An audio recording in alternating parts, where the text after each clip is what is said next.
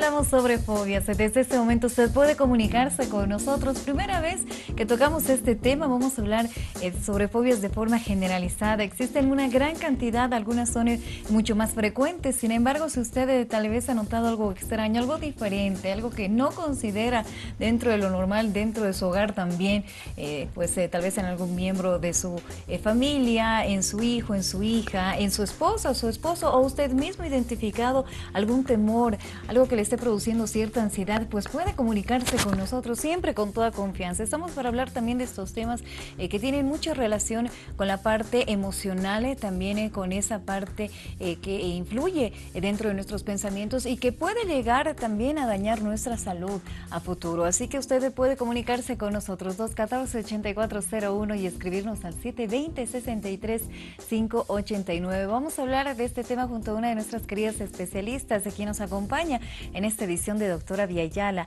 la psicoanalista Cecilia Bandini. ¿Cómo está? Bienvenida. Muy bien, bueno, muy feliz, ¿no?, de poder acompañarlos en una nueva oportunidad. Y sí, como mencionaba, tocando un tema que es sumamente interesante, como son las fobias. Tenemos un material para todos ustedes, vamos a revisarlo.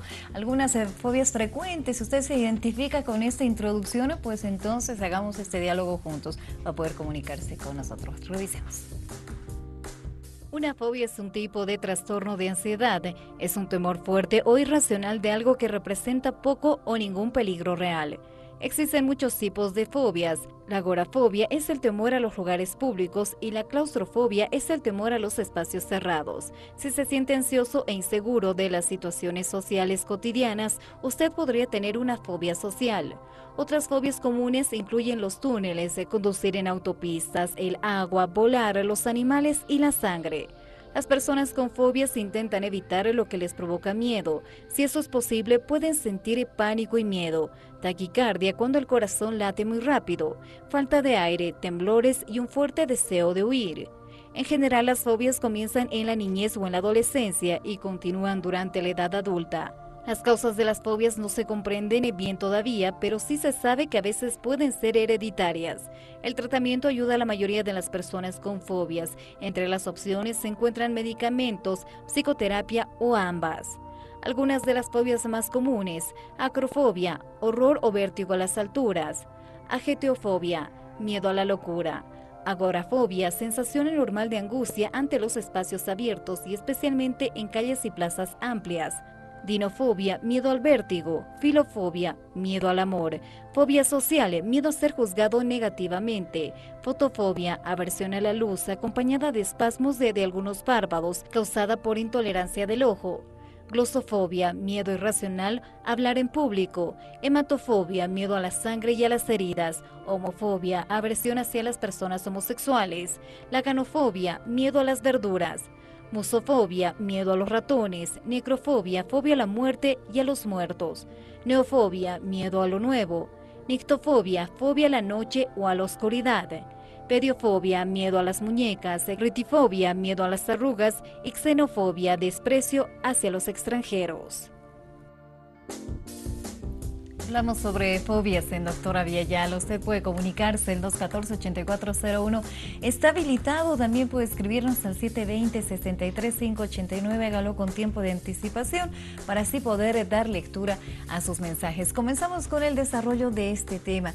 Cecilia, ¿qué es una fobia? Ya veíamos algo en el material, pero sin embargo de forma mucho más simple para que podamos también comprender en casa y a partir de ello poder formular nuestras consultas. Sí, las fobias están enmarcadas dentro de lo que son, lo mencionaba, los trastornos de ansiedad. Vale recalcar que ansiedad es algo normal que todos tenemos. La ansiedad implica ante algún estímulo externo, la persona puede llegar a sentir sudoración, palpitaciones, que le falta el aire, por ejemplo, que empieza con un temblor fino, como a querer correr, etcétera, ¿no? Esa es la ansiedad con un estímulo externo, ¿no? Puede ser una catástrofe natural, un accidente, una mala noticia, etcétera, etcétera. Pero cuando no hay necesariamente este estímulo externo, o cuando el estímulo no implica que yo esté en peligro y que pueda tener un daño irreversible, aparece lo que se llama fobia, ¿no? El trastorno fóbico, donde la persona ya empieza a asociar aquello que le mencionan y con ese temor ¿no? inminente, ¿no? Por ejemplo, el tema del miedo a las arañas, la aracnofobia. Tal vez solamente me han dicho, creo que hay una araña ahí, y ya empiezo con la sudoración, con la palpitación, siento que me falta el aire porque tengo una aracnofobia, ¿no? O veo que es una araña mínima, no pone en riesgo mi vida por las características del insecto, pero ya sigo con los mismos síntomas. Entonces, esa es la fobia, ese es el trastorno fóbico, ¿no? En cuanto a cuando sufrimos tal vez fobias, esto también es importante poder tal vez distinguir. ¿Existe un cierto grado? Es decir, ¿qué es lo que ocurre cuando a veces solamente o simplemente no nos gusta algo por ciertos motivos? Que puede producirnos cierta repulsión, no nos gusta, no queremos y punto, digamos. Pero más adelante podría tal vez producirnos algo mucho más específico, de forma también personalizada, como para realmente identificarlo como una fobia, o también simplemente sentir repulsión por algo puede ser una fobia. No necesariamente, la repulsión por sí sola es una repulsión básicamente, ¿no? Y eso puede desarrollarlo cualquier persona. Ahora, tienen que suceder distintos eventos en la vida de una persona para que se desarrolle la fobia como tal, ¿no? Y esta fobia puede incluir dentro de uno de sus elementos la repulsión, ¿no? Entonces, la fobia por sí sola no sucede, tiene que tener varios momentos previos, ¿no? Para que se desarrolle como tal. No es como el común de la sociedad a veces lo plantea, ¿no? Estoy pasando un mal momento hoy y por eso hoy voy a tener un trastorno, voy a tener hoy un trastorno fóbico, un trauma, como se menciona. No, tienen que suceder varios eventos, obviamente en una línea similar, para que con el pasar del tiempo, estamos hablando en su mayoría años, se desarrolle esa fobia. Tenemos una consulta. María René está con nosotros. ¿Cómo está? Buen día. Sí, buenos días. Una preguntita a la licenciada. Yo soy una señora ya de unos 45 años. ¿Y cómo se cura la agorafobia, por favor? ¿O qué tratamiento tengo que realizar? Perfecto, muchísimas gracias María René por comunicarse con nosotros y también por supuesto animarse a realizar su consulta. La agorafobia corresponde al temor que pueda sentir la persona con los espacios abiertos, ¿no? Entonces, curarse por completo un trastorno, eso toma, ¿no? Un tiempo considerable, pero hay que tomar en cuenta que la terapia a nivel de lo que es la psicología clínica, la terapia en muchos casos enmarcado dentro de un cuadro del apoyo psiquiátrico, no porque la persona esté mal, sino porque una medicación en algunos casos, cuando ya estamos hablando de una situación extrema donde la persona realmente deja de trabajar, deja de tener una vida social, se recluye prácticamente, eso no es algo que la pueda ayudar, ¿no? Entonces hay distintos tratamientos que pueden apoyar, tanto el psicológico, el psiquiátrico, como mencionaba en algunos casos, pero sí es importante que la persona pueda acudir a alguno de estos, porque si es una persona mayor y si ya está muy bien diagnosticado, diríamos, el tema, por sí solo, diríamos, por toda la voluntad que uno incluso pueda tener, a veces es muy difícil, ¿no? Bien, tenemos otra consulta. Brenda está con nosotros. ¿Cómo está? Buen día. Buenos días. Quiero hacer una consulta a la doctorita.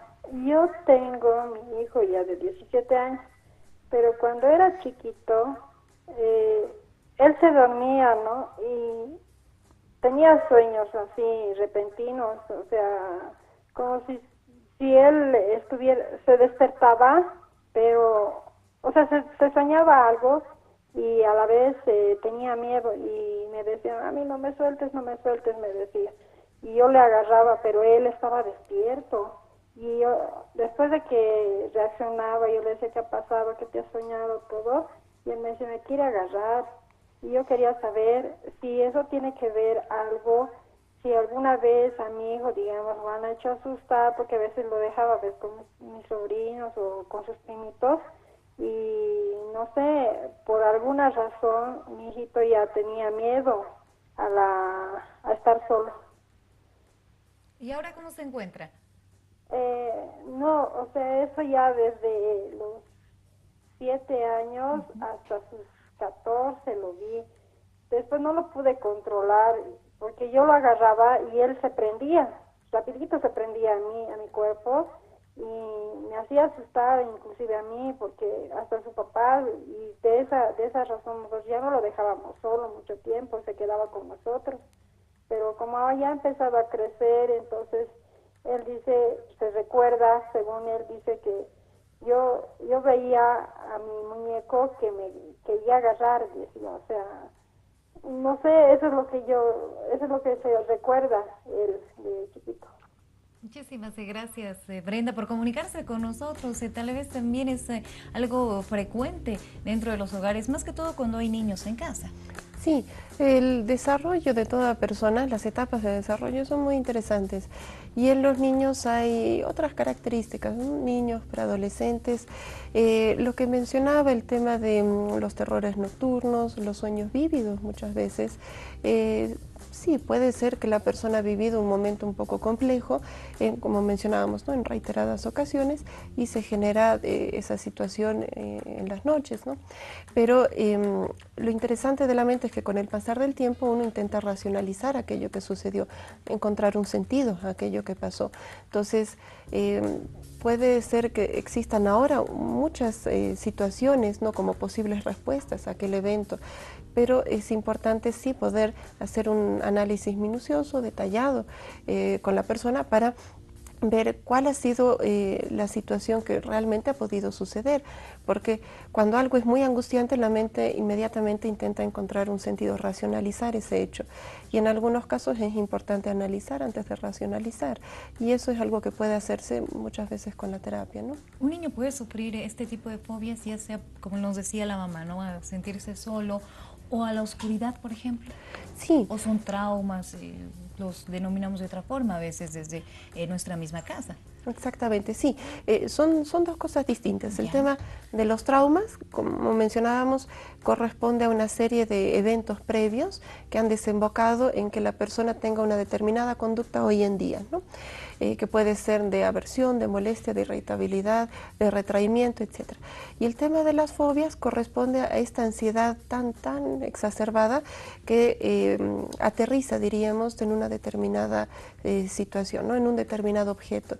Puede ser con algún tipo de insecto, puede ser con algún tipo de elemento del cuarto, un muñeco, por ejemplo, o puede ser con alguna situación propia del ambiente, ¿no? La oscuridad, etc. Entonces, de algún modo, la persona sí ha tenido que vivir situaciones previas que han desembocado en esa, ¿no? En esa situación del momento.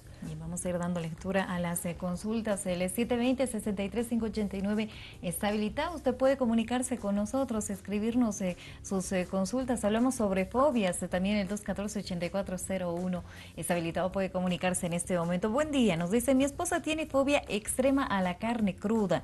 Si una persona ha comprado carne, lo manda a lavarse y no quiere que toque absolutamente nada. Este extremo afecta a nuestro hogar. Nos dice, gracias por consultarnos. También por escribirnos. Todo tipo de fobia, como mencionaba el televidente, todo tipo de fobia, de algún modo siempre va generando cierta dificultad en casa, porque no es solamente lidiar con la fobia que esa persona tiene, sino con las conductas aledañas que va desarrollando, como en este caso, que vayan a lavarse, que tengan ciertos cuidados, que no toque, etcétera. Entonces puede ser con el pasar del tiempo no solo algo común en casa, sino incluso un poco molesto. Por lo tanto, sí es fundamental que se pueda abordar situaciones así, donde ya todo el hogar empiece a estar en relación a ese tema. ¿Qué ha podido pasar para que la señora desarrolle ese tipo de fobia? Es algo que habrá que explorarlo a través de su historia, diríamos, pasada, para ver en su vida qué generó que ella desemboque esa ansiedad en ese elemento, en este caso la carne, ¿no? La carne cruda. Bien, vamos a ir dando lectura a las siguientes consultas. Buenos días. De niño yo no tenía miedo a los ratones. Ahora de mayor veo un ratón y quedo paralizado. Me salen granos en las canillas. Nos dice, ¿cómo puedo vencer este miedo? Bueno, es muy interesante las etapas del desarrollo, como mencionaba, porque es muy común escuchar eso, ¿no? De niño no tenía temor a los insectos, a los reptiles, y hoy en día es todo lo contrario, ¿no? O viceversa. Pero sí hay que necesariamente abordarlo de forma terapéutica para ver qué ha pasado en su vida, que esa ansiedad, en este caso, desembocó en el ratón, y de las conductas que están generándose, ¿no? Habría que ver la forma para que la persona empiece a analizar que esa ansiedad no tendría que desembocar en ese roedor, que esa ansiedad puede tener otras vías de análisis, que esa ansiedad puede implicar a otras personas para que pueda analizar parte por parte y lograr desmenuzar el tema y que no tenga esta situación donde se hace un poco difícil para él, ¿no? Y está afectando su salud de alguna forma, ¿no? Exactamente. Tenemos otra pregunta. Víctor Hugo, ¿cómo está? Buen día. Buenos días, ¿cómo le va? Mucho gusto. Una pregunta que es un tema muy interesante. Adelante. El ser melindroso, melindrosa, ¿es una actitud de fobia? Porque yo he visto actitudes en varios amigos, personas familiares, que una vez que están comiendo o tocando un vaso o algo así, sienten un rechazo y ya no comen, se sienten muy mal, ¿no? Esa sería la segunda pregunta. ¿Y este tipo de actitudes puede crear una especie de alergia? Gracias. Muchísimas gracias por comunicarse con nosotros, Víctor Hugo. Bueno, el tema médico siempre es importante tomarlo en cuenta y descartar cualquier situación, ¿no? Es decir, la salud siempre tiene que cuidarse, desde luego. Pero de ahí en más a tener dificultad en compartir un vaso con un ser querido, por ejemplo, donde sé que es una persona que tiene mucha higiene, que tiene cuidados en su salud, y ya que me empieza a generar una aversión extrema y demás, es uno de los tantos componentes que puede acompañar, ¿no?, al trastorno fóbico, como mencionábamos, la repulsión, el cierto desagrado, el asco, como muchas personas dicen, ¿no? Es algo que acompaña. No necesariamente es un tema fóbico por sí solo, pero sí acompaña. Y lo mismo en ese caso, que ha podido generar que esa persona desemboque toda esa ansiedad en ese tema, ¿no? Ahora también está el tema obsesivo-compulsivo, como se menciona, ¿no? Donde hay una idea recurrente en mi mente, es una idea que está rondando una y otra vez con determinado elemento. Entonces, sí, en mi mente está el concepto de que me puedo enfermar, por ejemplo, por compartir un vaso, un utensilio con un ser querido, es una idea que no me va a dejar tranquila. Por lo tanto, tengo que tomar alguna conducta, ¿no? O me alejo, o pido que vaya a lavar el vaso, o directamente voy yo y utilizo otro vaso, etcétera, ¿no? Entonces, son distintas cosas que se van sumando a un tema eje, diríamos, central. El tratamiento vendría a ser muy similar, ver qué ha pasado con esa persona para que toda esa ansiedad, toda esa angustia desemboque en ese punto. Sobre las alergias, de alguna forma, bueno, seguramente es importante primero llegar a este punto, ¿no? Es decir, realmente saber si es que tiene una reacción alérgica para a partir de ello acudir a un médico. Sin embargo, sí está demostrado que ocurre, sí se dan este tipo de casos. Sí, como mencionamos, si orgánicamente no hay nada, es momento de pasar al tema psicológico, ¿no? Ahora, el tema de que si orgánicamente no hay nada y la persona aún así empieza a desarrollar alergias, ronchas, etcétera, etcétera, ya estamos hablando de que psicológicamente realmente eso es un componente muy fuerte y la persona está empezando a presentarlo, bueno, en el cuerpo. Nuestra mente es poderosa, definitivamente. Es sumamente poderosa. Vamos a dar lectura a los mensajes que nos están llegando. Nos preguntan acerca de la fobia a los gatos. Tenemos una persona que nos comenta que su esposa tiene fobia a los gatos. Nos dice si es que esto tendría alguna relación con su mamá. No sabemos muy bien la historia en este caso, pero sin embargo vamos a hablar sobre la fobia a los gatos. Ya sean a los gatos o a cualquier otro animal, la persona de algún modo tiene, como mencionábamos, una historia previa, ¿no? No es que de por sí no, esta fobia se construye. Lo interesante de la mente, como mencionaba, la mente es muy poderosa, es muy hábil, que muchas veces nos presenta ciertos elementos, no todo. El señor dice que de repente tiene algún punto de conexión con la historia familiar de la mamá. Eso es importante analizarlo para ver qué es lo que ha podido generar esta postura, ¿no? De pensar que de repente sí. De que hay un lazo siempre con un tema previo, lo hay, pero habrá que ver en qué relaciones con la mamá. Pero Todo animal que me presente fobia tiene que ver con un tema previo, ¿no? Entonces la persona puede decirle, tengo fobia a los gatos, es que el maullido o tal vez los bigotes o las uñas, no, me genera molestia, pero ¿por qué? No lo sé. Por lo tanto tengo que ir a repasar, diríamos, cuáles son los elementos previos en mi vida que han generado ese malestar, tal vez solamente con la uña y ya ha pasado a todo el animal, a todo el gato. El malestar solamente con el bigote o solo con el maullido. ¿En qué momento escuchaba ese maullido? ¿Cómo era?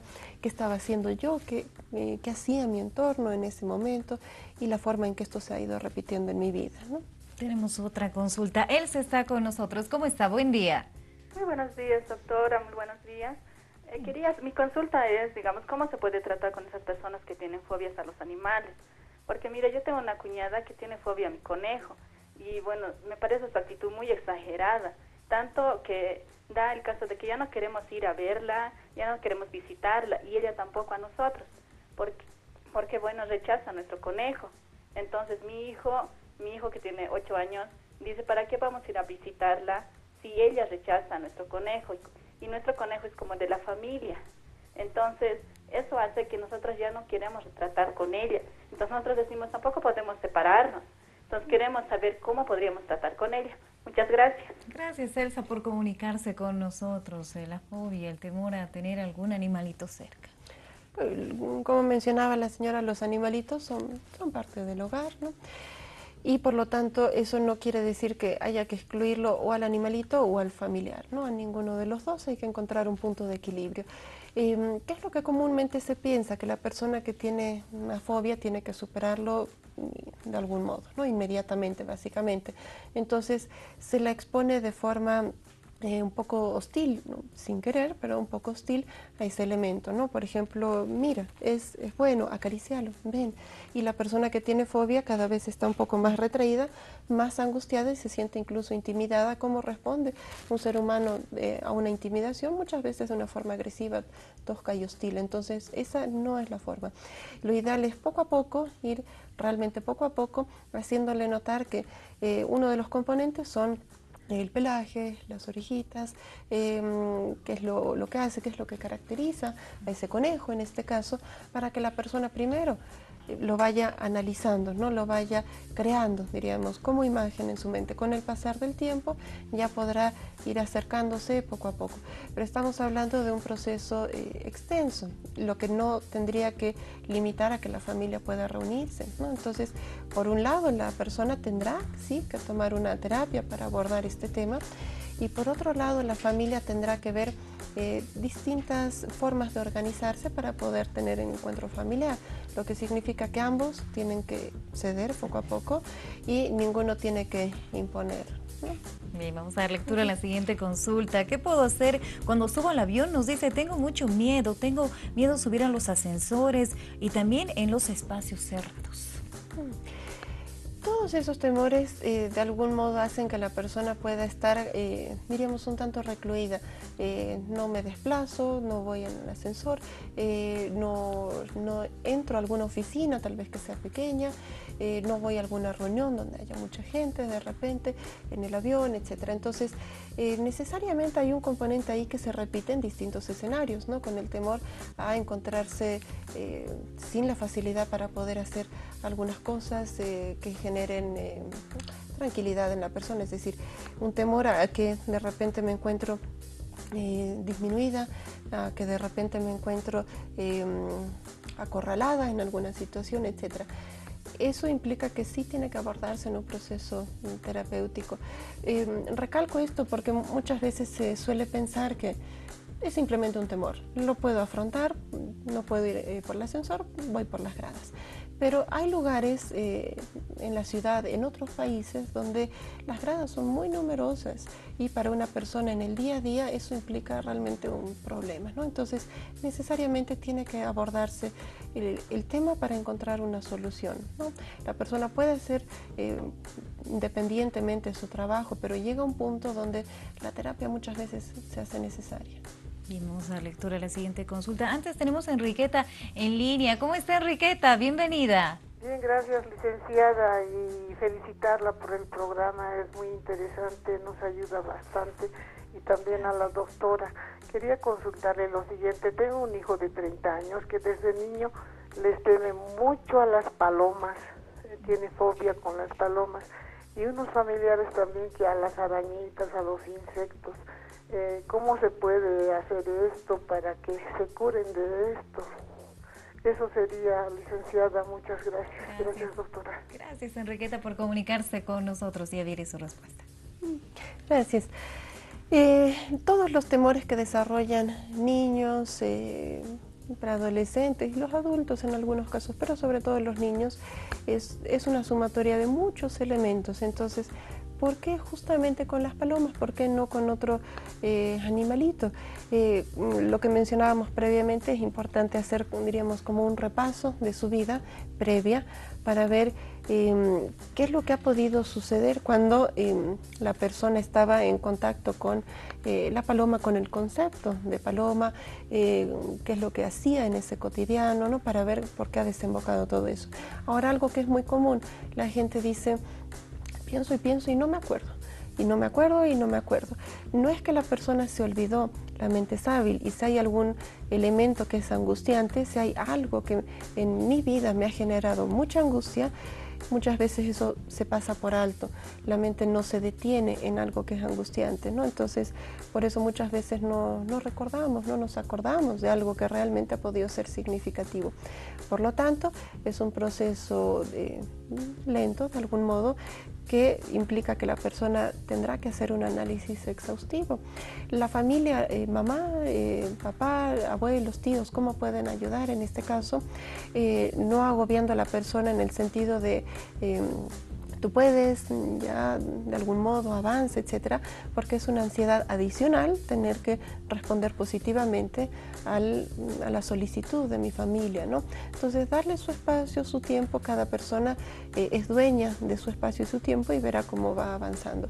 El apoyo es fundamental, pero un apoyo más, diríamos, silencioso y no distante, pero sí brindándole el espacio que requiere. De forma rápida damos lectura. Buen día, disculpe, tengo fobia a los gatos. Me hice un tratamiento de exposición. Llegué a tocarlos, ahora los tolero cuando los diviso de lejos, pero hay situaciones donde me sigue descontrolando. Nos dice, ¿qué podría hacer para llegar a mejorar? ¿Es suficiente la tolerancia a la fobia? Por favor, gracias por escribirnos. La tolerancia ayuda a que la persona se desarrolle en el día a día, ¿no? Tengo una actividad, voy a una reunión, hay gatos, no puedo excluirme porque necesito ser parte de la sociedad, tener ese lazo social. Pero en el fondo la ansiedad muchas veces permanece igual. Entonces, aproximaciones sucesivas, todo lo que implica la tolerancia le ayuda a la persona que viva más tranquila, pero en el fondo la tranquilidad no está. Entonces, la terapia para entender por qué me genera tanto malestar ese animal es muy importante para que la persona pueda estar tranquila y a futuro no se desarrolle otro malestar nuevo, ¿no? No nos olvidemos que las fobias muchas veces tienen un tema mucho más intenso de fondo, ¿no? Puede ser que la persona sienta que tiene temor, por ejemplo, no sé, a las arañas, a la oscuridad, a los gatos, etcétera, pero muchas veces hay un temor adicional, ¿no?, de fondo, que es mucho más grande y está recubierto por esa fobia, esa arañita, ¿no?, que puede ser, por ejemplo, un temor, no sé, a la muerte, a quedarme sola, a perder a alguien, a tener un vacío en mi vida, etcétera, y todo se focaliza con algo más, ¿no? Es más sencillo, diríamos, algo que entre sea comillas. más visible a veces, Exacto. ¿no? Vamos a dar lectura a la siguiente consulta. Buenos días, doctora. Sabe, constantemente paso buscando una pareja. Pienso que esto se debe a que la mayor parte de mi familia está sola. ¿Cómo puedo tratar esto? Nos dice, en resumen, tengo miedo a morir solo, como lo hará la mayor parte de mi familia. Es fundamental que la persona pueda, sí, empezar un proceso terapéutico. Esta situación donde se ve que la familia ha atravesado una situación difícil, no han estado en soledad. La soledad no es mala, pero muchas veces se la contextualiza como que sí. Puede acarrear distintos temores que no necesariamente corresponden a un trastorno fóbico, a una fobia, pero sí a una angustia muy, muy grande que puntualiza en ese tema. Entonces, el proceso terapéutico puede sí, brindar ciertas pautas para que la persona haga elecciones, que es lo importante, ¿no? Una persona que tome sus decisiones es una persona que de algún modo podrá estar más tranquila. ¿Ser hipocondríaco es una fobia? ¿Esto es tratable, nos dicen? La hipocondría, al igual que todos los trastornos fóbicos, sí son tratables, pero generan mucho malestar en el entorno familiar que el temor a algún tipo de animal, algún tipo de elemento y demás, porque ya el entorno empieza a pensar que la persona miente excesivamente, que se hace pasar por enfermo para obtener algún tipo de beneficio, entonces el entorno familiar se deteriora mucho, por lo tanto sí es fundamental tratarlo. Siguiente consulta. Buen día, mi niño tiene fobia a los ruidos, incluso a las risas fuertes. Empieza a gritar y a taparse los oídos. Ayúdeme, por favor, ¿qué debo hacer? Él tiene 5 años. Gracias a Beatriz. Es un niño muy pequeñito para una ansiedad tan grande, ¿no? Ruidos fuertes, risas, aplausos en muchos casos pueden ser muy molestos para el niño. Sí tolerables, pero necesariamente tienen que ser tratados porque irá creciendo y la angustia crecerá con él. Buen día, por favor, tengo fobia a la electricidad, en sí a la chispa que se produce al insertar el enchufe, también a los rayos y truenos. Su ayuda, por favor. Como mencionábamos, hay como un hilo conductor, ¿no? Rayos, truenos, electricidad en general, pero probablemente haya un temor más grande de fondo, por lo cual es importante que la persona rememore distintos momentos en relación a este punto fóbico para poder tratarlos. Última consulta que vamos a dar lectura. Buen día, tengo un hijo, nos dice, ¿qué hacer? Mejor dicho, con un joven de 32 años que es prácticamente ermitaño, no sale, no trabaja, no tiene amigos, es muy obsesivo con su aseo, utensilios, comida y otros, dice, vive con los padres, no acepta ir a terapia. Gracias de antemano, gracias a usted por escribirnos. Si la persona no desea ir a terapia, no se la puede obligar, es una persona adulta, se respeta sin duda su deseo, salvo que ya esté en riesgo su propia vida, su salud o la de un ser querido aledaño a la persona. Pero en esos casos no es solamente un tratamiento psicológico, en muchos casos el apoyo, ¿no?, de otras áreas, ¿no?, en el caso de psiquiatría, porque ya la persona tiene una conducta que dista mucho de esta conducta socialmente aceptada, para que pueda estar en relación con otros elementos de la sociedad, ¿no? Entonces, es una situación que requiere sí un apoyo adicional muchas veces, pero es importante poder evaluar a la persona para tomar esa determinación. Antes de ir cerrando, hay nuevas fobias, se nos comentaba que tal vez se trae la modernidad de la tecnología. Sí, sí, efectivamente, bueno, la humanidad avanza, la ciencia avanza a pasos agigantados y muchos de los avances traen su contraparte también, ¿no? Como en este caso las fobias. Mencionábamos, trastorno fóbico implica una ansiedad generalizada a perder algo, algún bien preciado. Salud, un inmueble, un objeto, una pareja, una relación, etc. Una de las fobias más sonadas, nuevas, es la nomofobia, que es el temor a quedarse sin megas, wifi, batería, a no tener señal, a perder el celular. Es algo que se lo ve muchísimo y hay muchas consultas por ese tema, ¿no? Que puede parecer incluso hasta jocoso, pero es así, la tecnología trae siempre su contraparte. Entonces, tomar en cuenta que hay muchas situaciones en la sociedad que no llegan a ser fobias, ¿no? Yo tengo temor olvidé mi teléfono, por ejemplo, pero no necesariamente es un trastorno fóbico. Trastorno fóbico es cuando la persona ya empieza a recortar todos sus elementos, ya deja de dar prioridad al trabajo, al hogar, a los hijos, a la pareja, etcétera, por esa situación, por ese estímulo fóbico, ¿no? Vamos a ir cerrando recomendaciones. Si nuestra mente, nuestro corazón, nuestras emociones no están bien, nuestro cuerpo, nuestra salud tampoco lo va a estar. Sí, la mente es muy hábil, muy hábil, entonces es importante darle paz, tranquilidad a esta mente para que pueda plasmar esta paz y tranquilidad sobre el organismo también y de esa forma llegar a todo nuestro entorno para que se viva en un hogar armonioso y no un hogar angustiado, estresado con un cierto malestar, ¿no? Cecilia, ¿dónde podemos encontrarla? Claro que sí, con todo gusto. Las consultas están siempre abiertas. El consultorio se encuentra en la avenida 6 de agosto, casi Belisario Salinas, edificio Medicentro, primer piso, oficina 11, o pueden contactarse al 244-1717 o 244-0086. Muchísimas gracias por acompañarnos. A ustedes, gracias. Ha sido un gusto. Gracias también, amigos, amigas, por escribirnos. A quienes nos están preguntando acerca de la señal en Entel satelital, vamos a brindarles información más adelante. Por favor, vamos a investigar también acerca de qué cambios han habido. También quería aclararles a aquellos amigos que nos ven los fines de semana. Son programas especiales que preparamos para todos ustedes.